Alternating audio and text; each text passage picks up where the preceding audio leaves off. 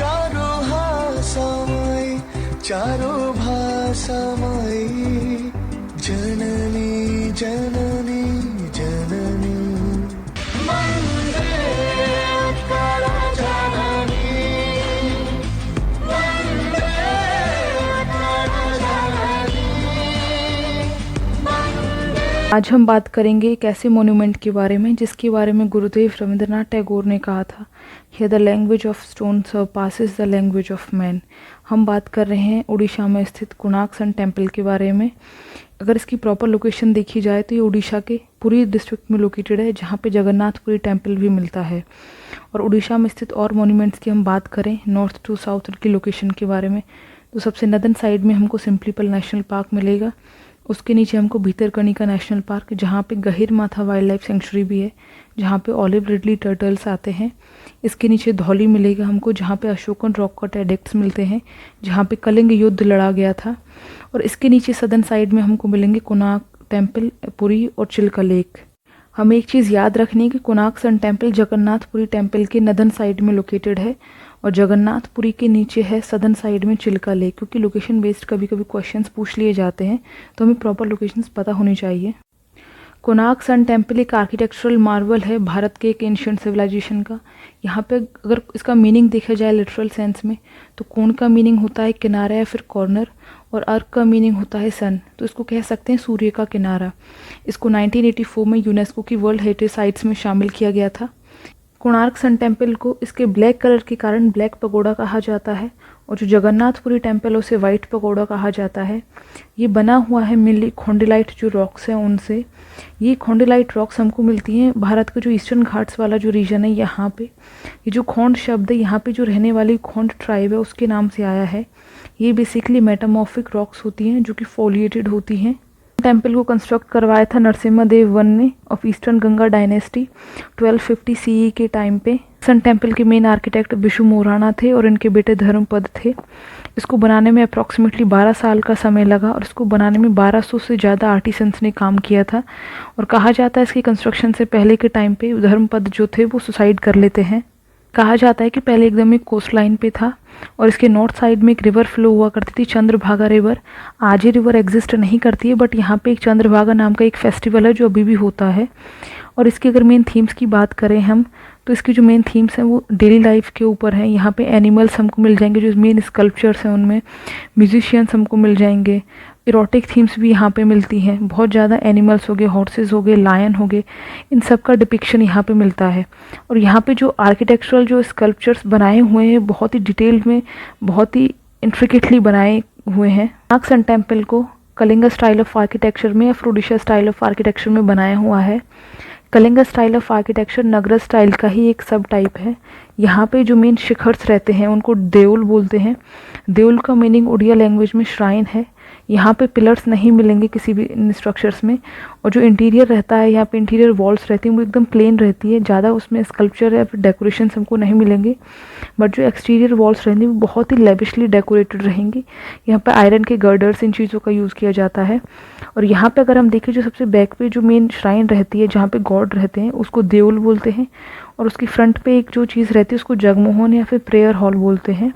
और उसके भी फ्रंट पे यहाँ पे नट मंदिर रहता है जिसको कि डांसिंग हॉल बोलते हैं हम। और यहाँ पे 3 टाइप के देउल्स मिलेंगे हमको। देउल बेसिकली जो श्राइन होती हैं उनको बोलते हैं हम। अगर हम मेन देउल्स की बात करें तो जो रेखा देउल होता है वो टॉलेस्ट एकदम बिल्डिंग रहती है। ये हमको अगर लिंगराज टेम्पल को देखें तो वो रेखा देउल की जो स्टाइल उसमें बना हुआ है। पीड़ा देउल बेसिकली एक नीचे स्क्वायर बिल्डिंग होगी और उसके ऊपर एक पिरामिडल शेप में रूफ बनाई होती है। जो कोणार्क सन टेम्पल का जो पीड़ा देउल था अभी एग्जिस्ट नहीं करता है, वो गिर गया है, बट वो इसी शेप में था कि नीचे स्क्वायर बिल्डिंग थी और ऊपर एक पिरामिडल शेप में रूफ थी।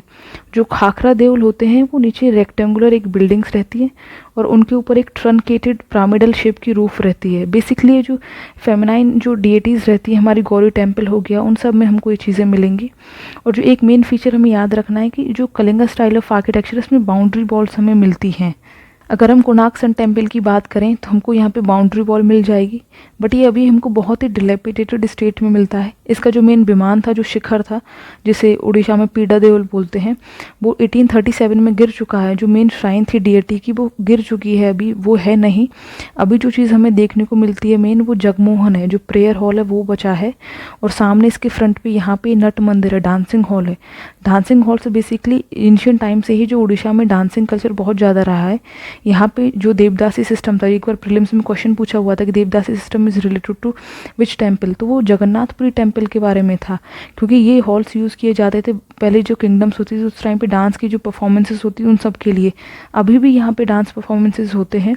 जो ओडिसी डांस है वो यही टेम्पल के जो कल्चर रहा था डांसिंग का, उसी से निकला था। अगर हम सबसे मेन फीचर की बात करें कोणार्क सन टेम्पल के, तो वो ये है कि यहाँ पे एक चैरियट स्टाइल में बनाया हुआ है। इसमें हमको 24 व्हील्स मिल जाएंगे, जो कि एक सनडाइल के रूप में है। और इनके आगे हमको फ्रंट में मिलेंगे 7 हॉर्सेस, और ये 7 हॉर्सेस डिनोट करते हैं 7 डेज़ को। और ये जो चैरियट्स हैं हमारे, ये एक तरह से सनडाइल हैं, मीन्स इनका यूज़ करके हम पूरे प्रॉपर टाइम का पता लगा सकते हैं। और ये अप्रॉक्सीमेटली 3 मीटर की डाया के होते हैं। और इन चीज़ का हम कभी भी देखेंगे तो उड़ीसा को अगर सिम्बलाइज़ करना, उड़ीसा को रिप्रेजेंट करना है, तो वहाँ पे भी इस व्हील का यूज़ करते हैं। इंडियन करेंसी के ऊपर भी ये व्हील्स मिल जाएंगे हमको। तो और एक फ्रंट पे जो सबसे मेन आर्किटेक्चरल जो फीचर है इसका, कि जो कोणार्क सन टेम्पल के फ्रंट पे गज सिम्हा का एक स्कल्पचर्स मिलते हैं हमको 2। ये चीज़ हमें याद रखने में, कि इससे रिलेटेड क्वेश्चंस पूछे जाते हैं। एक बार जो डिसेंट ऑफ गेंजिस के बारे में पूछा हुआ था, जो कि महाबलीपुरम में है, उसके बारे में पूछा हुआ था। एक बार पद्म पाणी जो पेंटिंग्स थी जो कि अजंता की गुफाओं में है, उनके बारे में पूछा हुआ था। जो स्पेशल फीचर्स हैं वो पूछे जाते हैं। तो जो गज सिम्हा का हमको जो स्कल्पचर्स मिलते हैं वो कोणार्क सन टेम्पल के एकदम फ्रंट पे मिलते हैं, जिसमें कि टॉप पे लायन है, नीचे एलिफेंट है, और उसके नीचे ह्यूमन बीइंग है। यहाँ पे लायन डिनोट करता है प्राइड और पावर को, और जो एलिफेंट है वो डिनोट करता है वेल्थ को। और जो ह्यूमन बीइंग के बारे में बोला गया है कि अगर किसी के मन में डिज़ायर है वेल्थ के लिए, पावर के लिए, तो उस माइंड में वो भगवान की तरफ नहीं जा सकता है। आयरन और मैग्नेट का भी यूज़ किया गया है। और कहा जाता है कि यहाँ पे जो टॉप मोस्ट जो पॉइंट था पीडा देवल का, जो अभी गिर चुका है, उसके ऊपर अप्रॉक्सीमेटली 52 टन का एक मैग्नेट हुआ करता था, जिसके कारण जो शिप्स थे सेलर्स के, वो यहाँ पे सेल नहीं कर पाते थे। अगर इसके लिए जो मेन थ्रेट्स के बारे में बात करें हम, तो एक तो यहाँ पे जो साइक्लोन्स बहुत आते हैं उड़ीसा में, और ये कोस्टल रीजन के साइड ही लोकेटेड है। दूसरा, यहाँ पे माइक्रोबायोलॉजिकल ग्रोथ बहुत ज़्यादा है। जो सेलाइन ब्रीजेज आती हैं, जो सेलाइन वाटर है, उसके कारण यहाँ पे इरोजन हो रहा है। दूसरा, यहाँ पे जो पहले जो पीडा देवल जो गिरा हुआ था, और जो इसका नीचे वाला आगे वाला जो जगमोहन स्ट्रक्चर, इसको सपोर्ट करने के लिए आयरन के स्ट्रक्चर्स का यूज़ किया हुआ था, इसको सपोर्ट करने के लिए। उनमें बहुत ज़्यादा इरोजन होने के कारण अभी उन चीज़ों को चेंज किया जा रहा है। वुडन के फ्रेम्स अभी यूज़ किए जा रहे हैं, बट उसके कारण भी यहाँ पे बहुत ज़्यादा जो स्ट्रक्चरल डैमेजेस थे वो भी हुए हैं। तो ये था कोणार्क सन टेम्पल के बारे में। Thank you.